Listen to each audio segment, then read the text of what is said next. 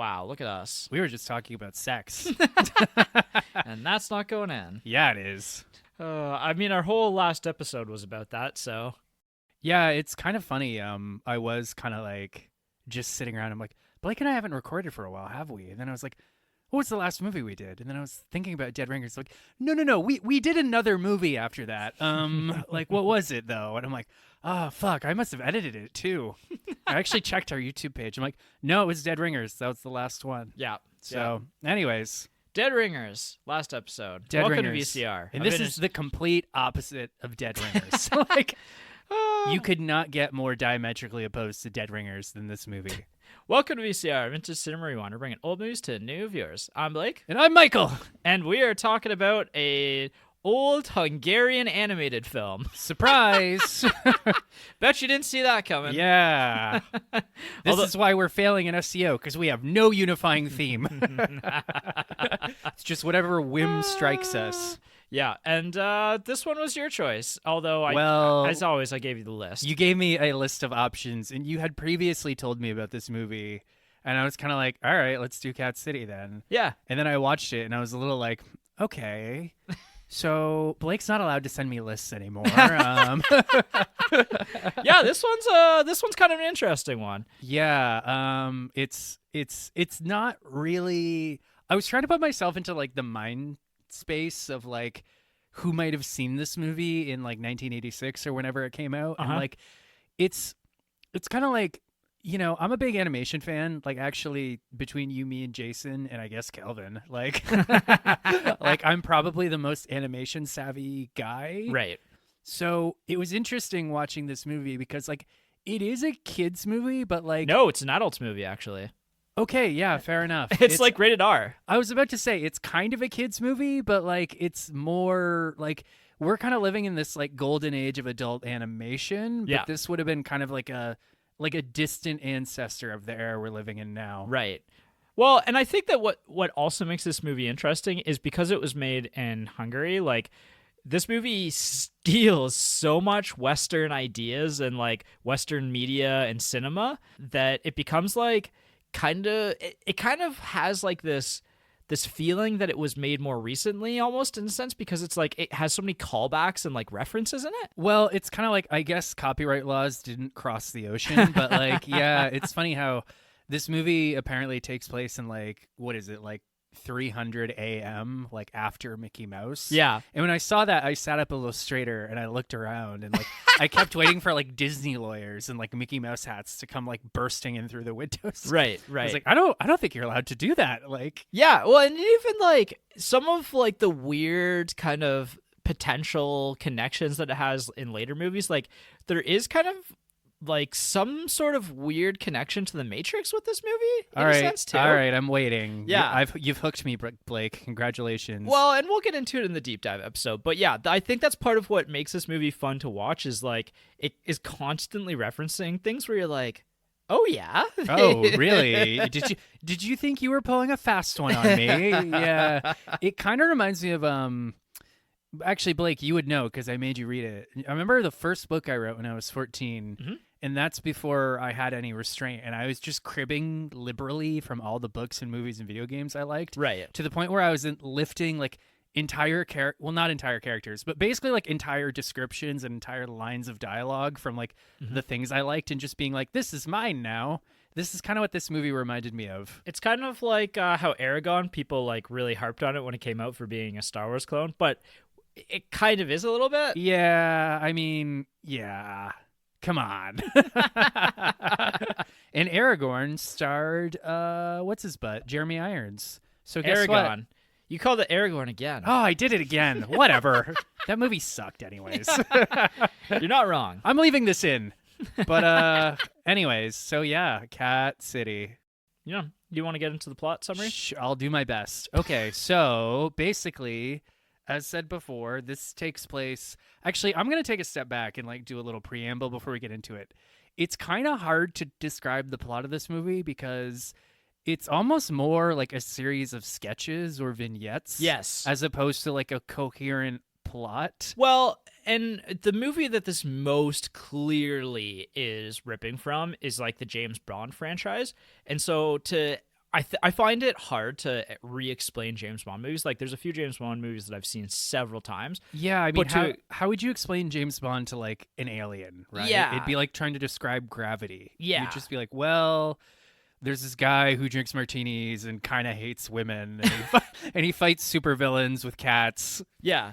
Wait, and the cats? Well, you know, like the classic James Bond supervillain who like pets the cat, you know? Yeah. And then the alien would just get back to probing you. But anyways, so basically, remember how in Zootopia there's kind of like this weird caste system between all the different animals? Right. So basically, we've got a city, a cat city, if you will, where the cats are kind of the top dogs, pun intended, question mark, and they're constantly preying upon the mice who are beneath them. Right.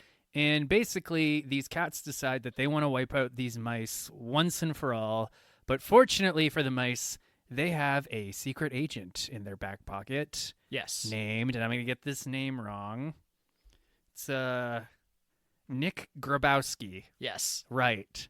So Nick Grabowski is basically our James Bond stand-in. The mice sends Nick Grabowski off on this mission to try and stop the cats from doing a bad thing. They also dispatch another agent who is dramatically less qualified. And things kind of dovetail from there. And the cats also send their own agents after Nick because they've realized that Nick is basically the John Wick of mice, excuse me. Yes. I'm really floundering here. Basically, to take another step back, this is more a story of like the villains than it is the heroes. Yes. We spend there's an old kind of storytelling problem about how like one of the things that makes a character compelling is how proactive they are, right? Mm-hmm. Like, do they charge boldly forward and make things happen, or are they reactive, right? And this is the problem you see a lot in, like, say, superhero movies, for instance, where the villains are the ones causing trouble and the superheroes are just kind of reacting to the trouble, right? Uh-huh. So, on the one hand, we've got this mouse overlord guy named Tethel. Actually, excuse me. Let me use his full legal name, Mr. Fritz Teffel. Yeah. And his bumbling sidekick, Schrafrank. I did not even say that. Safranek. Come on here, right. man. Sorry. And then we've also got this gang of 4 rats that they've hired to kill Grabowski. Yeah. Rat gangsters. Yeah. We spend a lot of time with those characters, yes. right? Yeah. So it's funny, watching this movie, it's almost kind of like... Grabowski is like almost barely in it, despite ostensibly being the main character. Right. I mean, he's in it, but like it's kind of like the Batman problem where it's like he doesn't really have that much to do a lot of the time. Uh-huh. So anyway, that was my best attempt at a plot summary. That's hilarious. So what I want to say is I think that if you go into this movie, actually, no, I don't want to say that quite yet. I actually don't have many like characters and people you may know to talk about this movie. Well, sorry, can I just say one more thing? Yeah. Just to sort of explain sort of the tone that this movie's going for. Like I mentioned earlier that they dispatch another secret mouse agent. His name is like Lazy Dick. Yes. Lazy Dick. I've been called a lazy dick a lot of times in my life, but like basically that plot point barely goes anywhere, but we spend a lot of time on it, you know? Yeah, I mean it has like it's funny. It has kind a of really funny payoff, I think, in my opinion. But yeah. Oh no, I just ruined. Don't Google lazy dick. I just ruined my search history. You'll probably get a lot of ads for Blue Chew, but oh no. But I think really, so not necessarily talk about like the people you may know, because a lot of these are like random Hungarian performances from like voice actors from Hungary. I do want to say that this is actually created by a very famous Hungarian screenplay writer, director, Joseph Nepp. And in Hungary, this is actually like a pretty big cult movie. Yeah, I was actually kind of surprised to learn that like this is a big deal in Hungary. Huge. Like it's still quoted to this day, apparently. And I guess that makes sense. Like if you have like kind of a smaller film industry, yeah, you know, you would be more. It almost kind of reminded me of you know how like growing up we had like there were just certain movies that they would air over and over again on like Teletoon or like YTV or something. Yep. This reminded me of something like that. Where Yeah, like, it probably just got played a lot. yeah, and like it corrupted an entire generation. But It's also like, did you ever watch The Castle, the Australian movie that I was telling you about? no. Very, very similar to that, where it's like, it kind of just had this grab and it came out at the right time for the culture, and it kind of worked its way into the culture. I will say that like what is funny about this movie is that like it's very much like, if you want to know what pop culture was like in the 80s, just watch this movie. Yes. Because every cool thing from the 80s is in this movie. Yes. Yeah. So, Yeah, this movie is a derivative is almost like putting it lightly, but I think that this movie has something interesting going on. So who is this movie for? Obviously, adult animated thriller. It's gonna have a niche audience, right? Yeah, right. I think that honestly, it's probably best at 16 plus. I think you need a little bit of world context to fully understand. Because here's my pitch for this movie is this is a Hungarian movie made in the 80s. So at this point in time, and I think you have to kind of know a little bit of the background going into this. So Hungary in the 80s was closely aligned to the Soviet Union. Right. And so a movie that would be critical of the Soviet Union would not be looked upon well.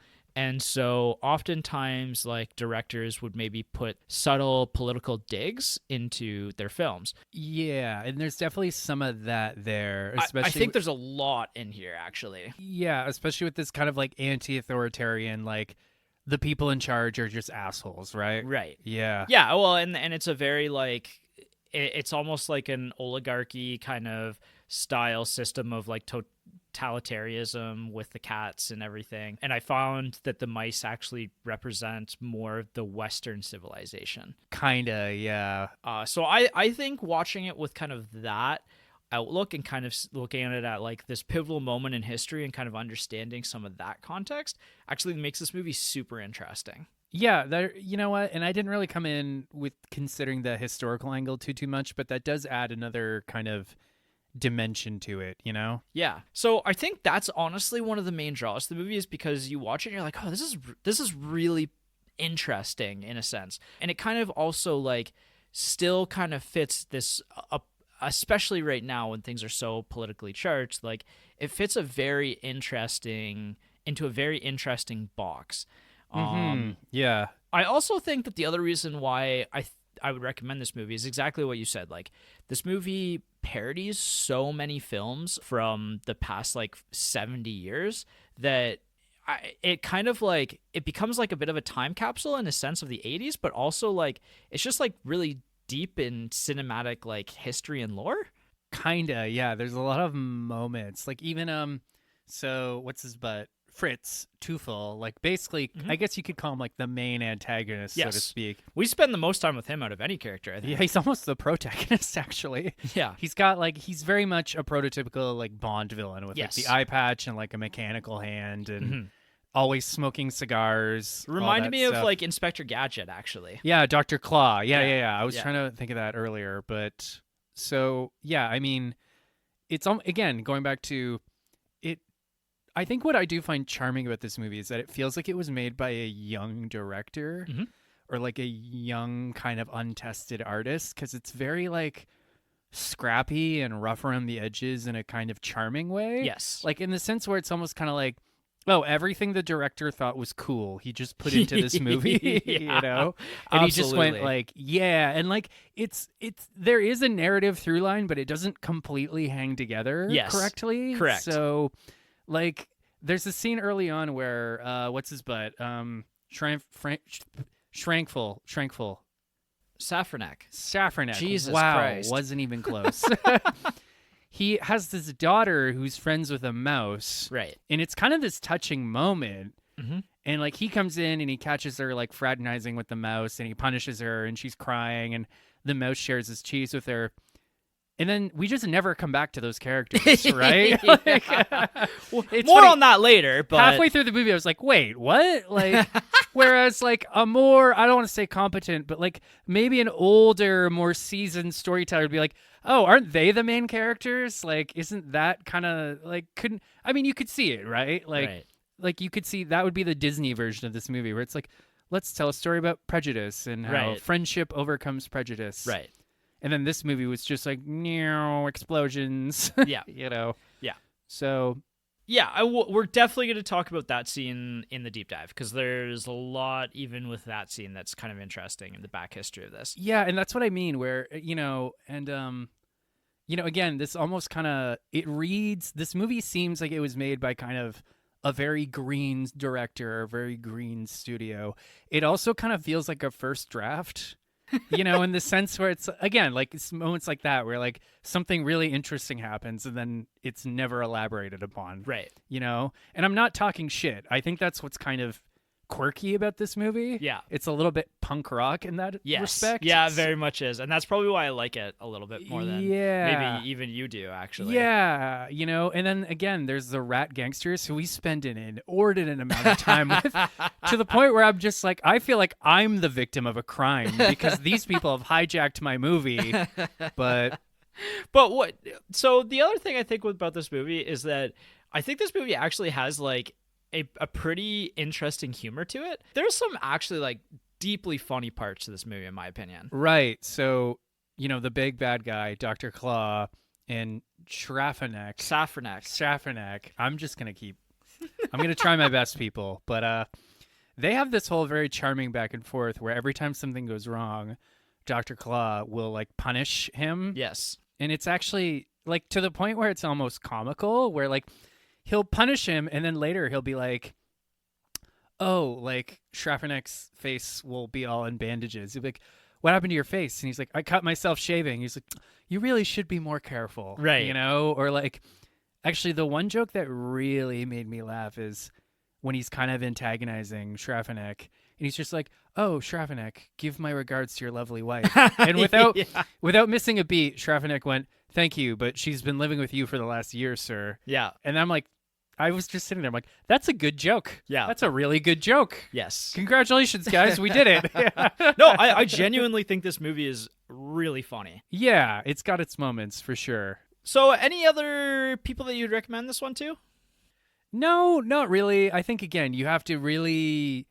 It is kind of a conversation piece. Yes. I definitely wasn't as high on this movie as you were, but it's interesting. Yeah. To me, it's more... I was thinking about... Do you remember when we watched The Fantastic Mr. Fox a few weeks ago? Yeah, it's been a little longer than that, but yeah. Probably, yeah. So you, me, and your wife watched Fantastic Mr. Fox, and just randomly I kept getting Mr. Fox video essays on my feed, and I watched a few of them, and nice. I'm like, this is definitely, for me, that movie and this movie, it's like, it's more interesting to talk about than it is to actually experience them. So, that's where I'm coming from. Yeah, fair enough. So when to watch? I actually think this is a late night Friday movie. Yeah, this is like maybe like a 2 a.m. watch too. When Yeah. you're a little out of it and tired. Yeah. You're not totally sure what's going on. You're like, wait, what? You are going to be a little disoriented watching it because, like you said, like at points in time, and I actually find this with even like James Bond movies, like the thread isn't always as apparent as it should be necessarily about where we're going or where we've come from. Yeah, right. Like there's like literal moments in time where I'm like, how did I get here? Yeah, right. It's like you're just waking up or like coming off drugs. You're just like, what is this? Oh my God, is it the rat gangsters again? Like, are they the heroes of this movie? Like, so it's definitely a late night creature feature kind of thing. Yeah. You know what would be great? If you could see this at a drive-in. Oh, that'd be cool. That would be the best way to experience It's never going to happen, but it'd be super cool. Well, Jeff Bezos, if you're listening. Jeffrey Bezos. We were just talking about evil billionaires. Where to watch? This one's streaming on Tubi right now, so it's pretty accessible. It's also on Plex, so you have lots of options to actually check this one out for free. And it's like an hour and a half too, so it's like pretty digestible. It's not a huge commitment. No, it's not. And again, in my opinion, I think if any of what we said interested you should probably check this out because it's weird and niche and such a unique moment in time. I will say that, like, even though I wasn't really a huge fan of this movie, especially as I get older and like cinema has become safer and more corporate, I am seeking out more experiences like this where I'm just kind of like, wow, that was interesting. Yeah, like it's raw. Even if it doesn't fully work, I'm always just like, Huh, okay. That was weird. I'm Yeah. glad I watched that, you know? Yeah, it's not, this is not a sanitized movie. No, this is very unsanitary. Yeah. Okay, well, I think that is it for the primer episode, so we'll see you next week when we get into the deep dive. Bye-bye. Okay, one more time. Safranek? Safranek. Safranek. Safranek. Safranek. Okay.